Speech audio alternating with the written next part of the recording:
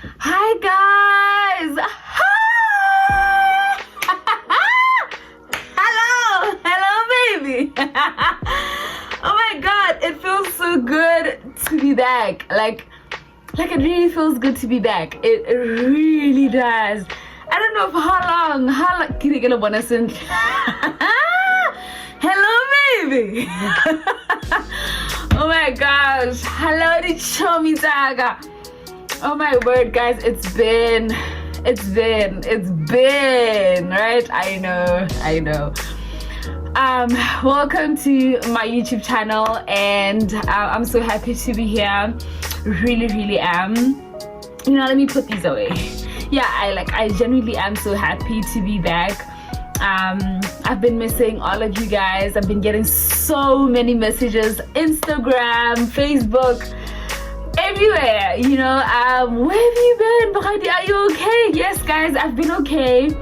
Well, not really okay, and that's why I just needed to take that long break. That was the longest break I've ever taken in my life of social media. But I was alive on my WhatsApp, and yeah, I was active on my WhatsApp, and I was just talking to a few people. As for where I have been and what I've been doing, let's put that aside. Let's just focus, babe. Let's focus.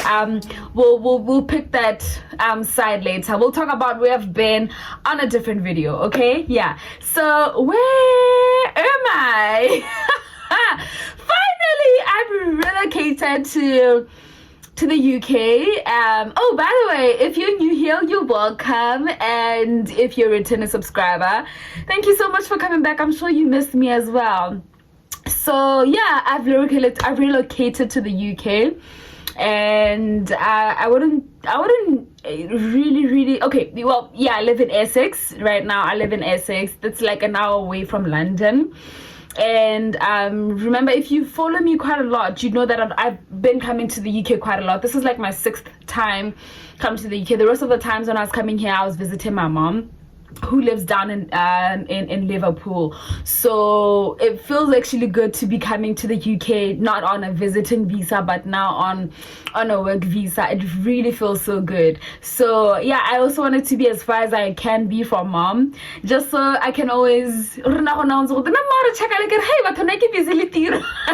you know, all those mama, get a check out this weekend, you know, something like that. So that's why I really wanted to be as far as I can from my mom, also just to see and explore the rest of the other parts of the UK, which is what I also wanted. So I live in Essex, which is an hour away from London, and that's where I got my job. I'm working for Essex Partnership University Trust, which is called EPUT, and I'm a staff nurse. So yeah, I long got the job back in when did I get this job? I got this job around July, or before then. I'm sure probably before then, because you're usually given an offer letter before.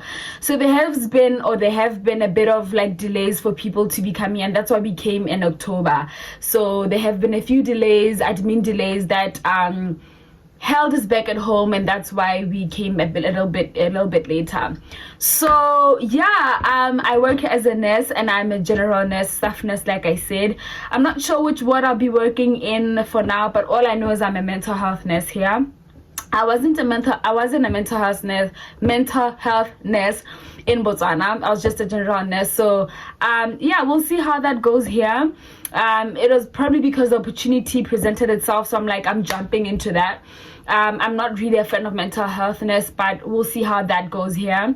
Probably I'm gonna love it and then try to explore myself or my career into it. But in all honesty, I just love general nursing. I love medical nursing, and I want to specialize in ICU and emergency in the future. So once I get to explore the rest of the other parts of my nursing here, I'll see if I want to continue with mental health, or just want to divert to changing to the part of which I love most about nursing, right? So I'm at the hospital accommodation at the moment. I haven't moved to my apartment.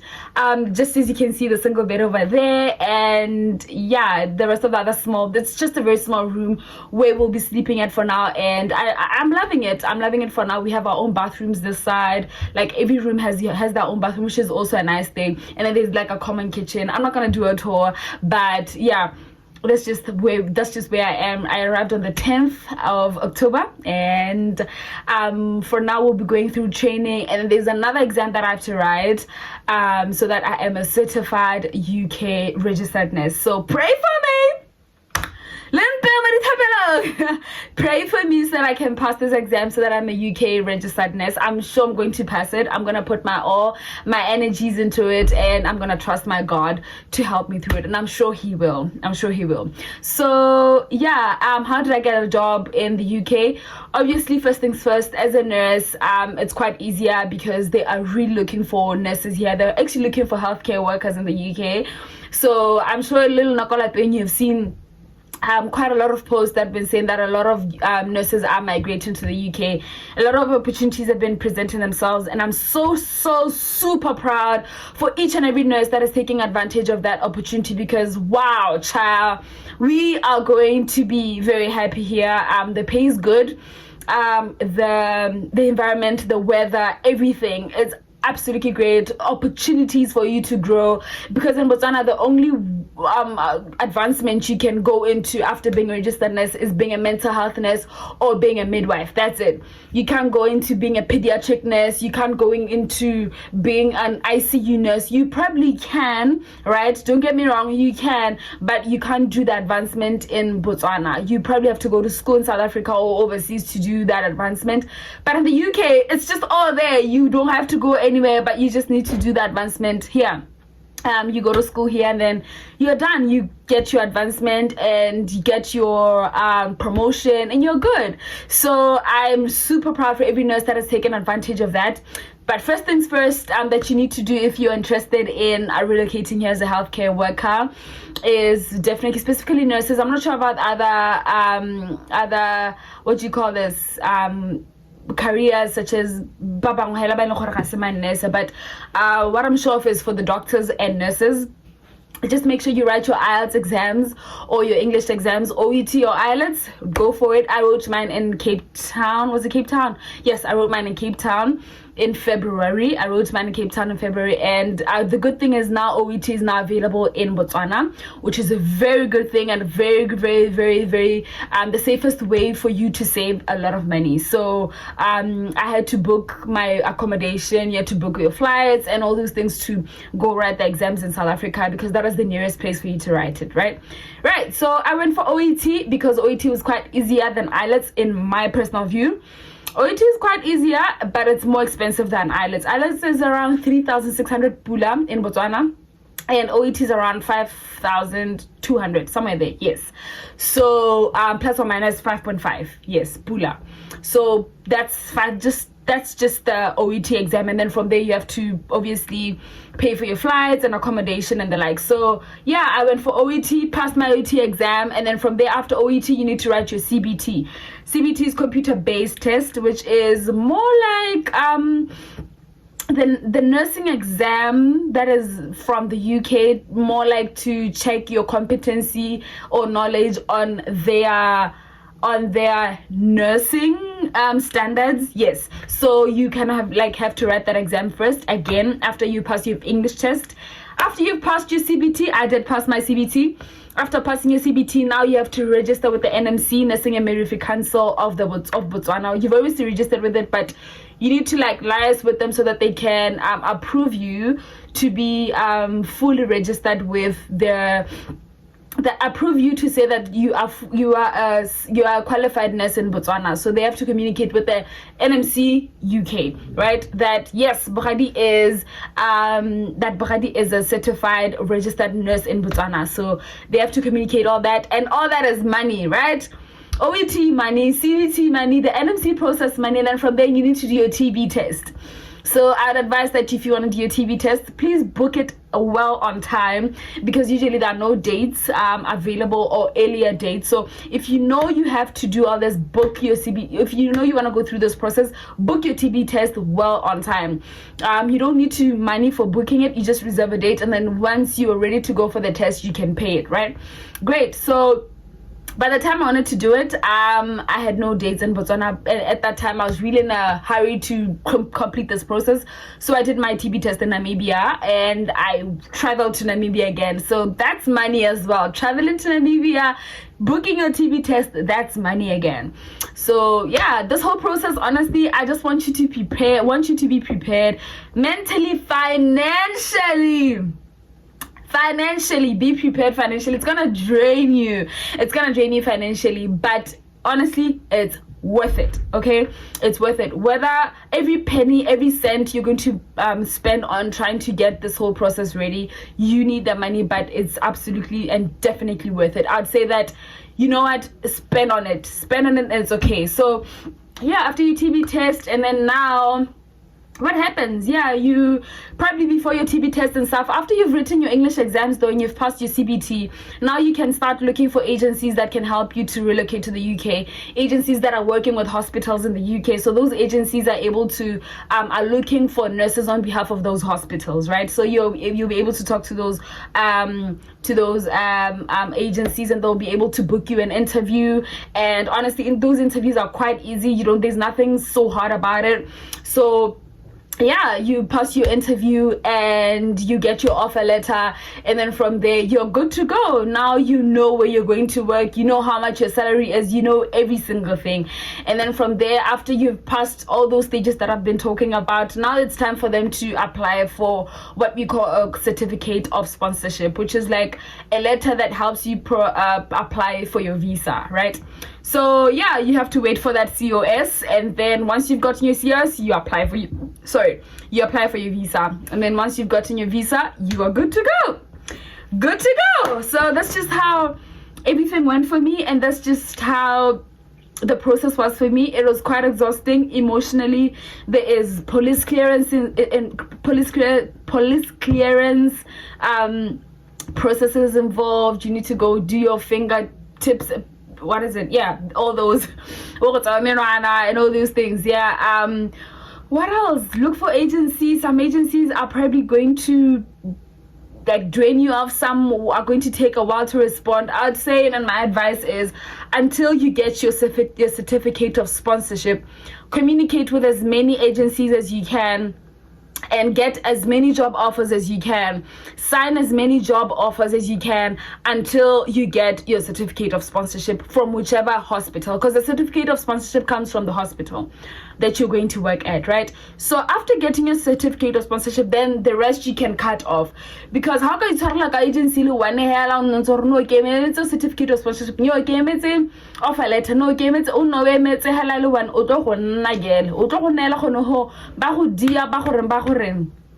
like I really struggled with so many. If I was to tell you how this journey was so emotional and so exhausting for me, I will talk about it on another day, but it has really been hard. Like the agency that I applied with right from the beginning is not the agency that got me to the UK.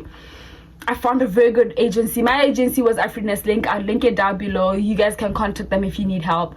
And here I am, and I managed to get it through to Essex. Essex wasn't my place of choice of where I wanted to work in the UK, but honestly, also my advice would be go for any that sponsors you at that time. Don't be choosy as to, hey, I want to go to London, I want to go to Manchester, I want to go live.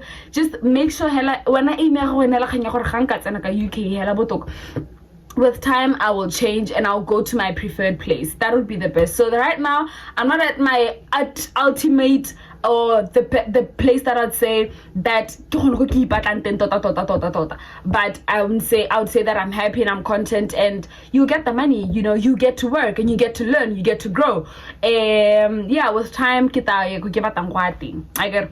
But otherwise, yeah, visa process. I got my visa, and I'm here with my mom, and I am happy. I've relocated officially. So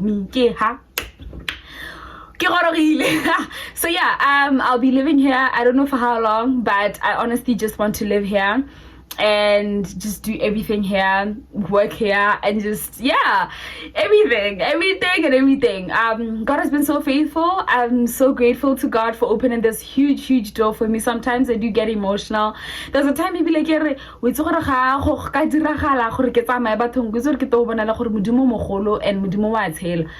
I know I didn't really lost my job. My contract ended in Sekitumile in March the 31st when they were like COVID cases have gone down, so all the nurses that have been working there were cut out. There were like 20% or 15% nurses left, and then the rest we went all home. And ever since March I've been home, literally been home.